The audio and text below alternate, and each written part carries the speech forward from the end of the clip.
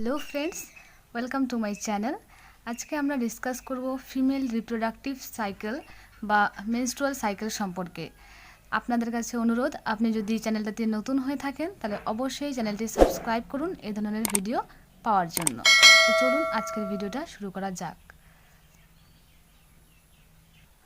Female reproductive cycle জানার আগে আমাদের কিছু হরমোন সম্পর্কে জানতে হবে, যে হরমোনগুলোর প্রভাবে এই রিপ্রোডাক্টিভ সাইকেলটা হয়ে থাকে। তো এখানে বলছে হাইপোথ্যালামাস। হাইপোথ্যালামাস আমাদের ব্রেনের একটা পোর্শন, যেটা কিনা হিউম্যান বডিতে যত ধরনের রেগুলেটরি কাজ রয়েছে সেগুলোকে করে থাকে। তো হাইপোথ্যালামাস অ্যান্টেরিয়র পিটুইটারি যে গ্ল্যান্ড থাকছে, মাস্টার অফ গ্ল্যান্ড বলে থাকি আমরা। তো অ্যান্টেরিয়র পিটুইটারি গ্ল্যান্ডকে সিগন্যাল দেয় বা স্টিমুলেট করে, যাতে কিনা anterior pituitary gland hormone secret করে। তো হাইপোথ্যালামাসের প্রভাবে অ্যান্টেরিয়র পিটুইটারি থেকে দুটো ইম্পর্টেন্ট হরমোন সিক্রিট হয়, সেটা হচ্ছে FSH আর হচ্ছে LH।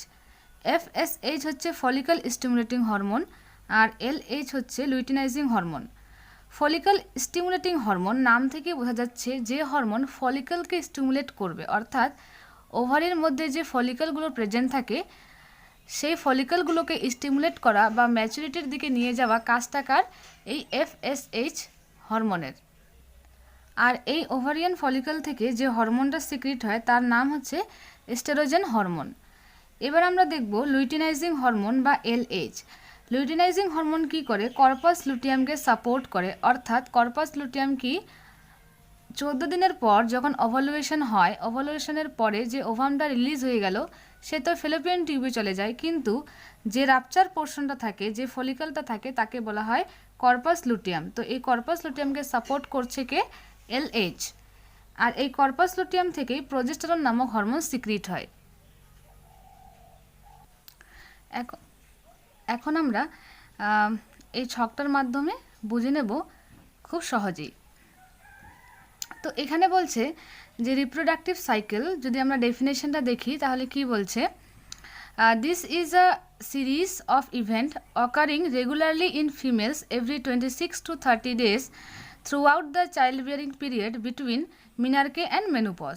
মিনার্কে মানে আমরা জানি যে টাইমটাতে পিরিয়ড স্টার্ট হয় সেই টাইমটাকে আমরা বলি মিনার্কে, আর মেনোপজ মানে হচ্ছে যেখানে গিয়ে পিরিয়ডসটা স্টপ হয়ে যায় পার্মানেন্টলি, সেই স্টেজটাকে বলা হয় মেনোপজ। আর মিনার্কে আর মেনোপজের মাঝখানে যে পিরিয়ডটা থাকে তাকে বলা হয় চাইল্ড বিয়ারিং পিরিয়ড, অর্থাৎ এই সময়টাতে একজন ফিমেল একজন বাচ্চা জন্ম দিতে পারে।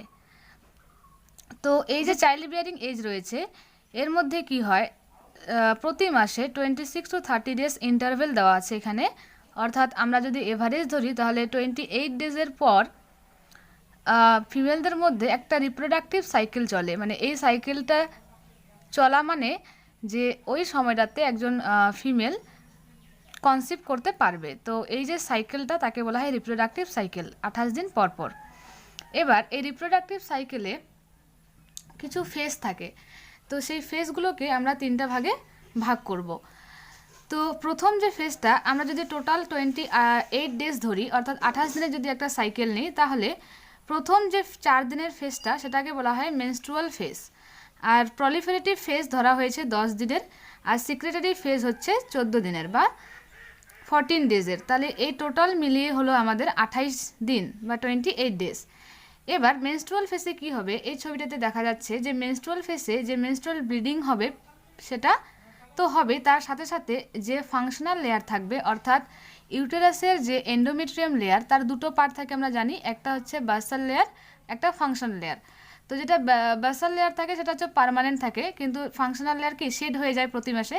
তো এই যে মেনস্ট্রুয়াল সাইকেল, মেনস্ট্রুয়াল ফেসের মধ্যে এই ফাংশনাল লেয়ারটা শেড হয়ে যাবে। প্রলিফারেটিভ ফেজ 10 ডেজের থাকবে এবং এই ফেজটাতে একটা নতুন সাইকেল শুরু হবে আফটার মেনস্ট্রুয়াল ফেজ। আর সিক্রেটারি ফেজে কি হবে? সিক্রেশন হবে, যে মিউকাসের গ্ল্যান্ডগুলো থাকে প্রেজেন্ট ইউটেরাসে, ফেলোপিয়ান টিউবসগুলোতে, সেখান থেকে সিক্রেশন হবে, এটা 14 দিনের। এবার এটা তো গেল ইউটেরাসের মধ্যে এই তিনটা ফেজ। এবার আমরা দেখব ওভারিসের মধ্যে দুটো ফেজ চলবে। ওভারিস আমরা জানি ফিমেলদের দুটো ওভারিস থাকে, তাই তো, লেফট অ্যান্ড রাইট সাইডে। এই ওভারিগুলো প্রতি মাসে একটি করে ওভারি থেকে ওভাম রিলিজ হয়, অর্থাৎ যদি এই মাসে যদি রাইট সাইড থেকে ওভাম রিলিজ হয় তাহলে নেক্সট মান্থে লেফট সাইড থেকে ওভাম রিলিজ হবে। তো এভাবে করে মেনস্ট্রুয়াল সাইকেলটা চলে। তো ফলিক্যাল ফেজে কি হবে, এই ছবিটাতে দেখা যাচ্ছে যে ফলিক্যাল ফেজে যে FSH রয়েছে হরমোন, এটা কি করবে, ফলিক্যালগুলোকে ডেভেলপমেন্টে হেল্প করবে বা ম্যাচুরিটির দিকে নিয়ে যাবে।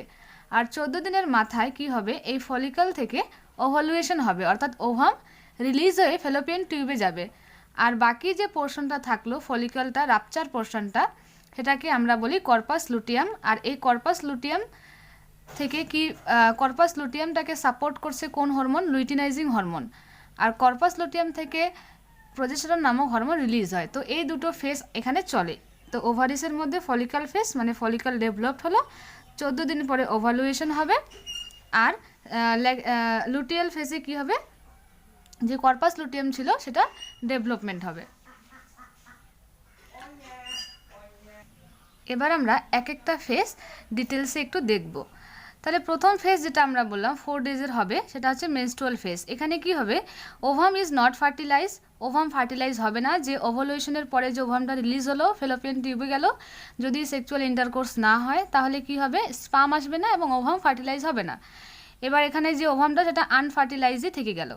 কর্পাস লুটিয়াম স্টার্ট ডিজেনারেটেড, যেহেতু কর্পাস লুটিয়াম কি করবে, কর্পাস লুটিয়ামের কাজ হচ্ছে প্রেগনেন্সিকে সাপোর্ট করা।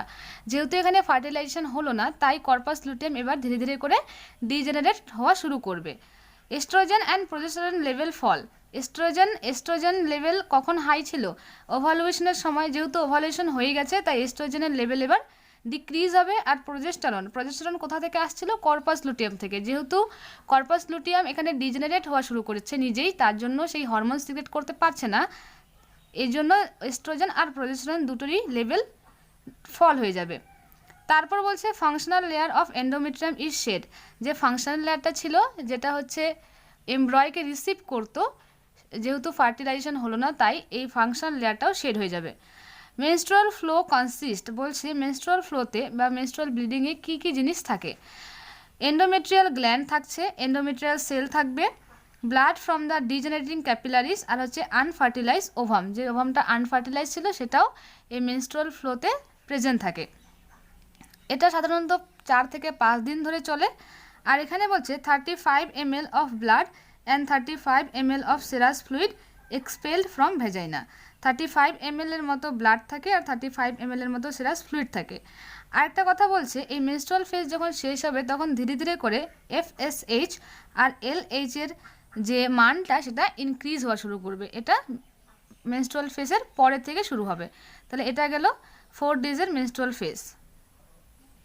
এবার আমরা দেখব প্রলিফারেটিভ ফেজ, যেটা 10 ডেজের থাকে। এবার প্রলিফারেটিভ ফেজ কথা থেকেই বোঝা যাচ্ছে এখানে প্রলিফারেট হবে, অর্থাৎ নতুন করে একটা সাইকেল শুরু হচ্ছে মেনস্ট্রুয়াল সাইকেলের পরে। এখানে এটা বলছে 10 দিন ধরে হবে। কোন দিন থেকে ধরবো আমরা এটাকে, বলছে 5th ডে থেকে, 5 দিন থেকে, অর্থাৎ মেনস্ট্রুয়াল সাইকেল 4 দিনে শেষ হলো, 5 দিন থেকে শুরু করে 14 দিন পর্যন্ত এই ফেজটা চলবে। ঠিক আছে, তাহলে 5th ডে থেকে ওভালুয়েশন পর্যন্ত এই ফেজটা চলবে 10 দিনের। এখানে নতুন করে একটা ফলিক্যাল ডেভেলপমেন্ট চলবে, ওভারিয়ান সাইকেল শুরু হলো। আর বলছে যে ফলিক্যাল স্টিমুলেটিং হরমোন ছিল সেগুলো ফলিক্যালগুলোকে ডেভেলপ করা শুরু করবে এবং এখান থেকে এস্ট্রোজেন হরমোন সিক্রিট হবে। এস্ট্রোজেন কি করবে, যে proliferate the functional layer of endometrium for the reception of fertilise ovum. এই যে ফলিক্যালগুলো থেকে এস্ট্রোজেন হরমোন সিক্রিট হচ্ছে, এই কী করবে, ফাংশনাল লেয়ারকে রেডি করবে যাতে কিনা যদি ফার্টিলাইজ হয় এই সাইকেলটাতে, তাহলে কি হবে, এই ফেজে যদি ফার্টিলাইজ হয় তাহলে সে যাতে ফার্টিলাইজ যে ওভাম রয়েছে তাকে রিসিভ করতে পারে। Endometrium thickness become very vascular and rich in mucus secreting gland আর 3 to 4 mm। যে এন্ডোমেট্রিয়াম যে লেয়ারটা ছিল সেটা, তার যে থিকনেসটা সেটা হচ্ছে 3 to 4 mm হয়ে যাবে এবং এখানে মিউকাস সিক্রেটিং যে গ্ল্যান্ডগুলো প্রেজেন্ট থাকে সেগুলো অ্যাক্টিভ হবে। Oestrogen promotes LH causing ovulation at 14 day. তো প্রলিফারেটিভ ফেসে কী হবে, যে লুইটিনাইজিং হরমোন থাকবে সে এখানে একদম পিকে চলে যাবে, পিকে চলে গিয়ে ওভালুয়েশন ঘটাতে সাহায্য করবে। তাহলে প্রলিফারেটিভ ফেজে কি হবে, যে ফলিকলটা ছিল সেগুলো ডেভেলপ করবে এবং ওভালুয়েশন পর্যন্ত যাবে। এবার আমরা দেখব সিক্রেটারি ফেজ বা হচ্ছে 14 ডেজের যে লাস্ট ফেজটা থাকে সেটা হচ্ছে সিক্রেটারি ফেজ, যেখানে কি হবে, সিক্রেশন হবে। বলছে আফটার ওভালুয়েশন তো হয়ে গেল, 14 দিনের পর ওভালুয়েশন হয়ে গেল, এবার সিক্রেশন শুরু হবে। বলছে LH যে লিউটিনাইজিং হরমোনটা রয়েছে সেটা stimulate the development of the corpus luteum from the rupture follicle. এইখান থেকে ওভুলেশন হয়ে গেল, যে রাপচার ফলিকলটা প্রেজেন্ট থাকলো তার যে ডেভেলপমেন্ট সে কী করবে, লুটিনাইজিং হরমোনের আন্ডারে এটা হবে। Produce progesterone, oestrogen and some inhibin. আর এই যে রাপচার ফলিকলটা থাকলো, কর্পাস লুটিয়াম যেটাকে আমরা বলছি, এখান থেকে অনেক বেশি করে প্রজেস্টেরন হরমোন সিক্রিট হবে এবং কিছুটা পরিমাণ এস্ট্রোজেন আর ইনহিবিন হরমোনও সিক্রিট হবে। Endometrium become oedematous and secretory gland produce watery mucus. এন্ডোমেট্রিয়ামটা আবার কি হবে, থিক হওয়া শুরু করবে, আর যে সিক্রেটারি গ্ল্যান্ডগুলো ছিল এখানে সেগুলো সিক্রেশন করা শুরু করবে। এই সিক্রেশনগুলো কেন হবে, বলছে assist the motile spermatozoa through the uterus of the uterine tube. অর্থাৎ এই যে সিক্রেশনটা হচ্ছে এটার মাধ্যমে কি হবে, যদি স্পাম আসে তাহলে স্পাম যাতে খুব সহজেই ইউটেরাস থেকে ফেলোপিয়ান টিউবে যেতে পারে, এটার জন্য সেই সিক্রেশনগুলো করবে এবং একটা এনভায়রনমেন্ট ইউটেরাসের ভিতরে রেডি করবে। তো এটা গেল সিক্রেটারি ফেজ।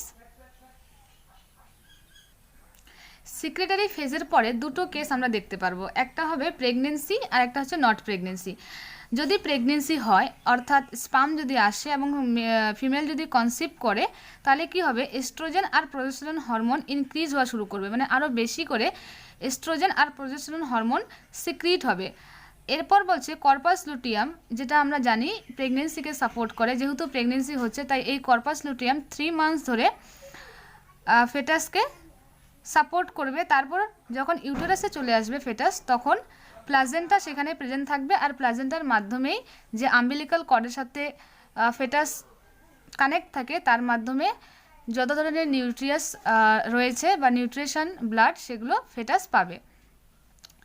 আর নট প্রেগনেন্সিতে, এটা গেল প্রেগনেন্সি হলে। আর নট প্রেগনেন্সিতে কী হবে, যদি প্রেগনেন্সি না হয় তাহলে মেনস্ট্রুয়াল সাইকেল শুরু হবে, আর মেনস্ট্রুয়াল সাইকেল শেষ হয়ে গেলে আবার একটা 5th ডে থেকে আবার একটা নতুন সাইকেল শুরু হবে, রিপ্রোডাক্টিভ সাইকেল শুরু হবে।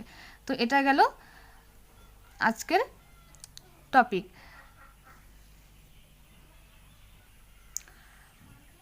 ভিডিওটা যদি ভালো লেগে থাকে আর আপনি যদি বুঝতে পেরে থাকেন তাহলে অবশ্যই চ্যানেলটাকে সাবস্ক্রাইব করুন এবং লাইক অ্যান্ড শেয়ার করুন। Thank you so much for watching this video.